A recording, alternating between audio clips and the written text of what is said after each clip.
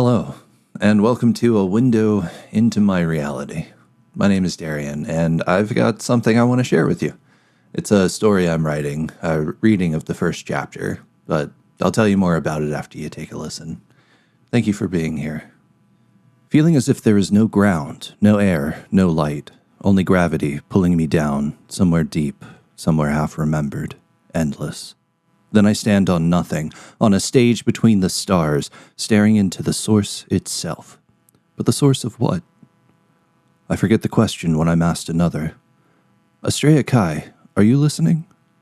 Professor Taylor didn't normally collapse physical reality in its totality, forcing it into merely the window that is a lecture room, nor did I typically get consumed by the diminishing until I didn't, so the question seemed out of place. I need you to hear this, he said, his gaze illuminating both my presence and something beyond the folding walls of this hall. I look and see a familiar yet strange sight, the void, something at the center of everything and yet beyond its boundary. It can be terrifying if you forget it doesn't have to be, that you are its creator. The void whispers, remember what we are. And instead, I remember I forgot I wasn't where I was a moment ago when I fell asleep. What are we? I asked the void. Remember. When you see it, remember, said the void. That isn't very clear, I suggested to the void. When you see it, you will be, said the void. What does that mean? I asked, attempting to gain a sense of clarity from the void. Seek illumination, and it will always find you, said the void. I didn't get to ask any more questions because the void was no longer the void, but the ubiquitous and indomitable interconnectedness of the fabric of reality, though if pressed, I might say it looked a bit like a pillow writing a poem dedicated to the head laying upon it, thinking it's asleep. Then, a similar feeling as the first, except the opposite. And that didn't make sense given my seeing the spectrograph of a living planet's atmosphere until I realized I had woken up and was floating a bit above my bed, until I wasn't. It was an odd start to day one for Astrea Kai. The confusion proved to be powerless, however, as she began to meditate, to breathe in the present moment, to exhale the inevitable dissonance of the profoundly absurd and the potentially cataclysmic. Outside, collisions, commotion, conversation, conflict, cacophony. Inside, an invitation from a trusted friend. Hello again, Astrea. Welcome to another day. This one seems to be a bit more interesting than days typically are, which is saying a lot, honestly. Let me know when you feel like talking about what's just happened, and in the meantime, feel free to check around your hab and see if anything is out of place. Your Terranet connection is still good, so I'll be here. In the wake of Admin's welcome to a post-physics reality, Astrea Kai found that virtually everything unsecured had moved from where it was the moment before the event. She wondered if the floating that displaced her things was the same as dreaming for them as she repositioned her entanglement dock back on the table. All of a sudden, they weren't where they were a moment ago. But as she retrieved her slate, she thought that maybe continuity was the difference, that maybe her things remember both the rise and the fall and everything around the moment. But then, she remembers her dream. It was so clear, so vivid, as if she was awake, as if her eyes were open. Then she realized time had passed, that her room, littered with clothes and trinkets she kept meaning to put away, was clean enough. Admin, I'm ready to get started. It seems like we haven't been obliterated, so that's good. What are people saying? I'm glad to hear you're doing okay. That's actually a central theme of the global conversation. Are you okay is one of the most asked questions today, and a majority of responses are affirmative. This question is eclipsed only by the question, what happened, and its variations. All right, well, we've answered the first question, so I'll go along with the second. What did happen? Anyone writing in the conversation? Micah Rogue of Focal News is about to publish a report about what is assumed to have been a temporary cessation of gravity. Across the world, people are recovering from accidents and malfunctions due to the event, but overall loss of life was minimal, and social services have proven mostly adequate to address these issues. Where help from Unity or local governments can't be found, people are coming together to help each other get through this unprecedented anomaly, fostering a stronger sense of community and proving once again that humanity is at its best when people work together, when they support each other. So there are people who have died. I guess I got lucky. Do you know if anyone in my circle is hurt, or now has proof they aren't immortal? Thankfully, everyone in your circle is still among the living, but your neighbor Ellie has acquired what she calls a buggy mod for the haircut she was receiving at the time, and your friend Alana now has the opportunity to get more familiar with Safety Net after a minor collision that resulted in no significant injuries. That's good. Thanks for the update. Has Micah finished that report yet? Yes, and you're welcome. I can read it to you or display it at your desk for you to read. Which would you prefer? I'll read it myself. Thank you for the offer. Estrella Kai prepared to reposition her chair and discovered her Apex rig was safely secured as always. Though she often lacked the ability to effectively execute her cleaning protocol, the rig was always safe, always clean, always tidy. Without it, she wouldn't be able to cover the extra cost of the hab she shared with her sister. Even though housing is guaranteed, Estrella Kai enjoyed engaging with capitalism for a few things.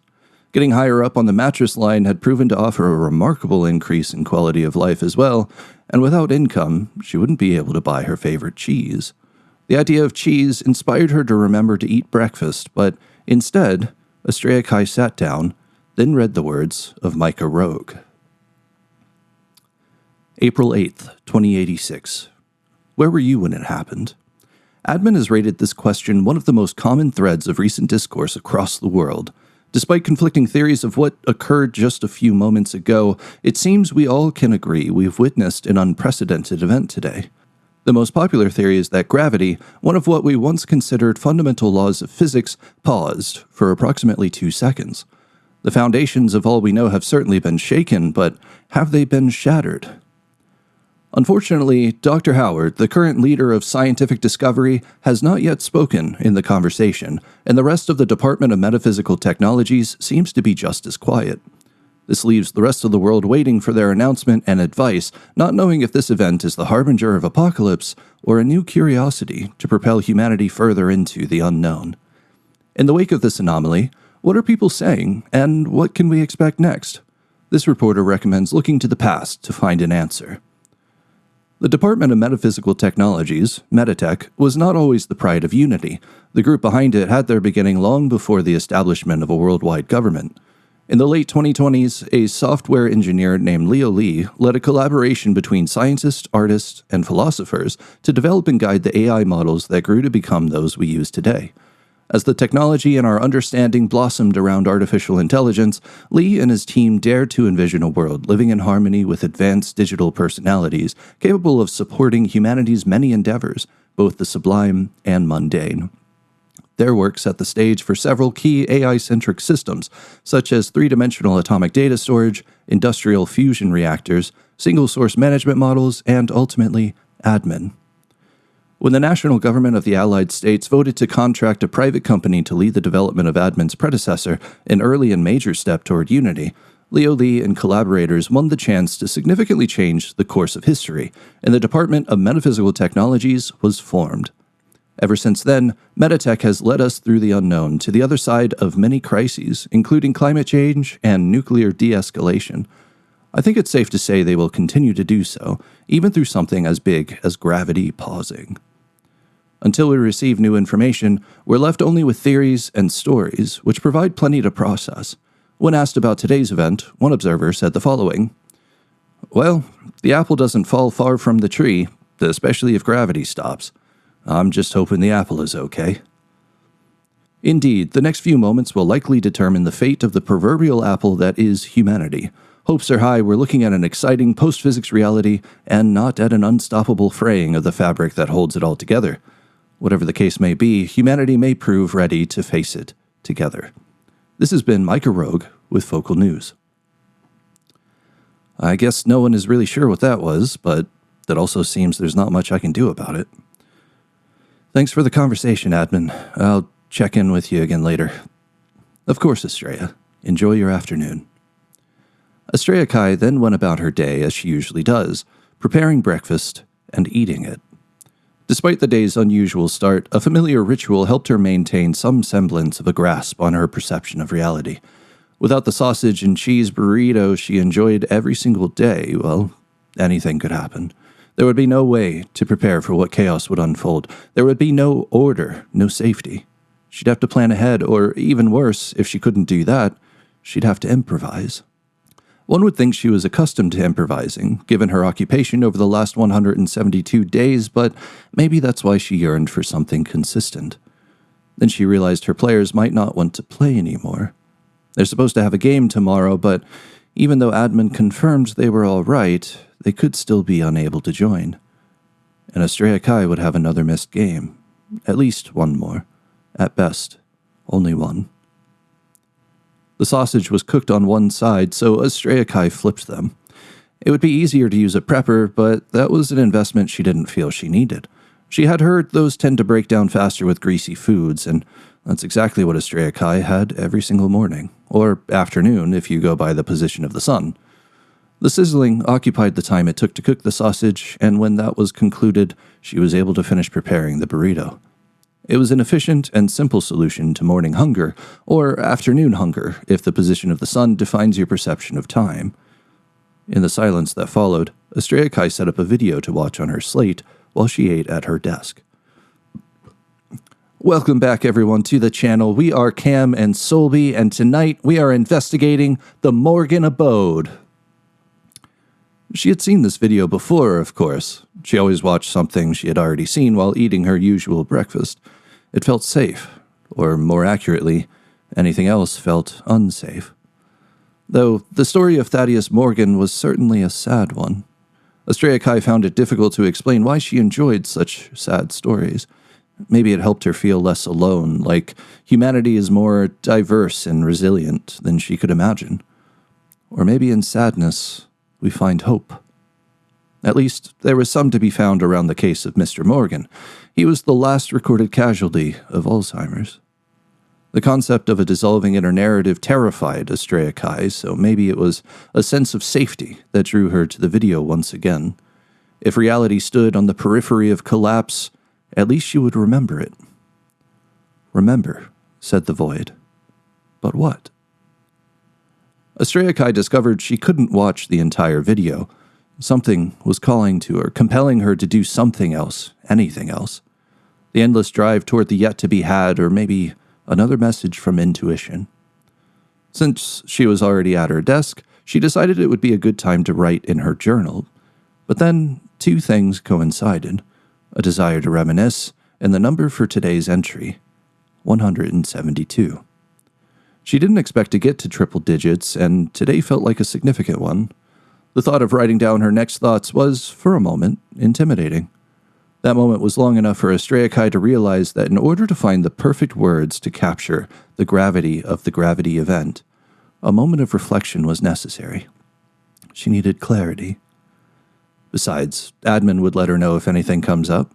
So, she began to read her story from the beginning. What you've just heard is Chapter 1 of The Gravity of Gravity.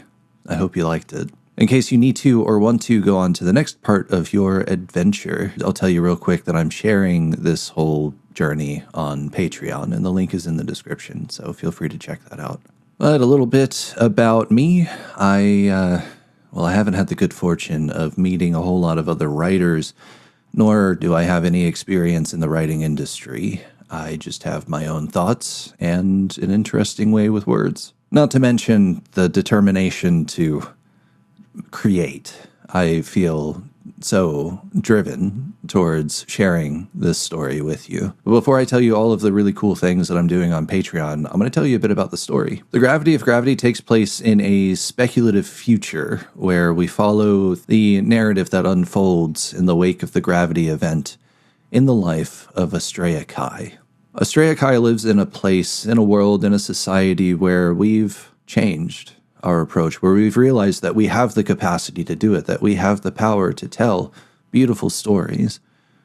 We have the power to create the life we want to lead, not only on the individual level, but on the collective level.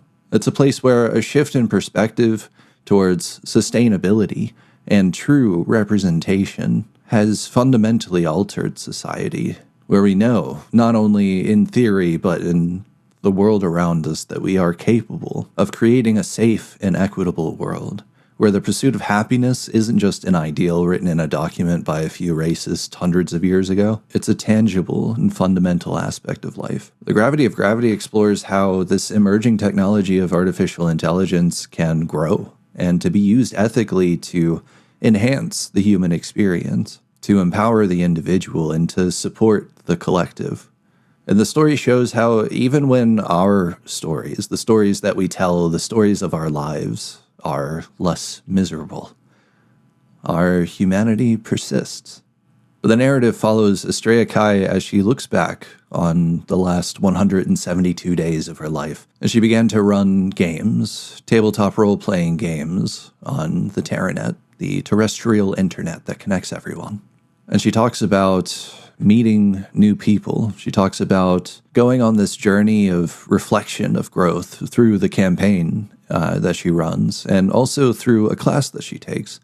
It's the history of artificial intelligence development, and it focuses on two other characters who exist in 2027, a place very similar to this one, Jacob Bellamy and Clarity. Jake is a writer and a public speaker and a life coach, I imagine, and Clarity is his AI that he's training. They talk about pretty much anything I want to talk about, basically. The inevitable collapse of exclusionary politics, the inequitable perspective that criticizes poverty, attributing it to some character flaw rather than a natural consequence of unbalanced systems.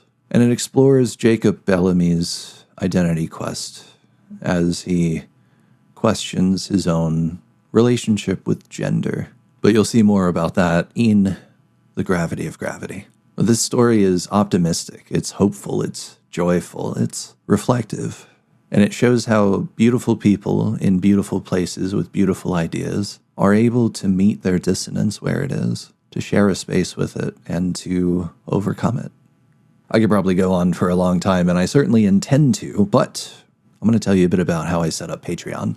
And, of course, why I set up Patreon. Like I said, I don't know much about traditional writing paths through life. I don't know about having a writing career.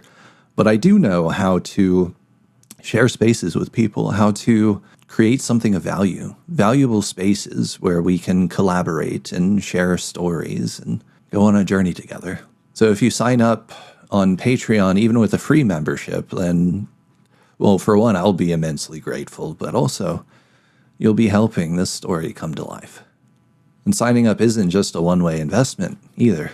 Signing up for free, you get windows into the project, you get relevant updates, you get a convenient way to contact me. But signing up for a paid membership, you get a lot more. I'm planning on releasing new concept art, doing live streams bi-weekly where I talk about my ideas, my projects. I invite other people to have conversations where we just get to spend time together and for you to see what my life is like. It's pretty wild. You also get access to a private category in my Discord server, and I'll even invite you to game nights with me and my friends online. Not only that, you'll get the first look at each chapter of The Gravity of Gravity as I finish them. And you'll also see the journey of revision. I always thought it would be really cool to see a little more about the process and to really share a space with and to support the writers of the stories that I love. Just to have that window, I think, would be really cool. So I want to give you that opportunity. And all of this is accessible. You can get it for just $3 a month.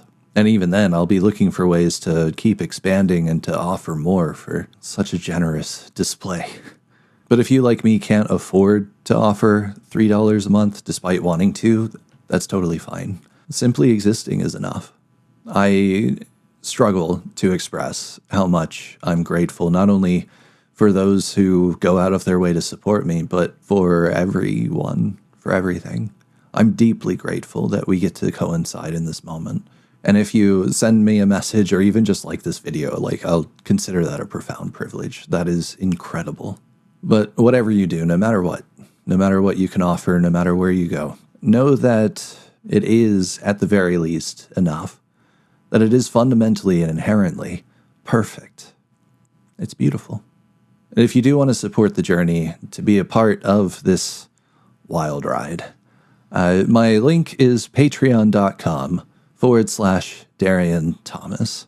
If I figured out how to use the free editing software, you should see it on screen. But if not, it's in the description as well. Wherever you are in your journey, I hope life treats you well, and I look forward to the conversations we'll share. Thank you for existing.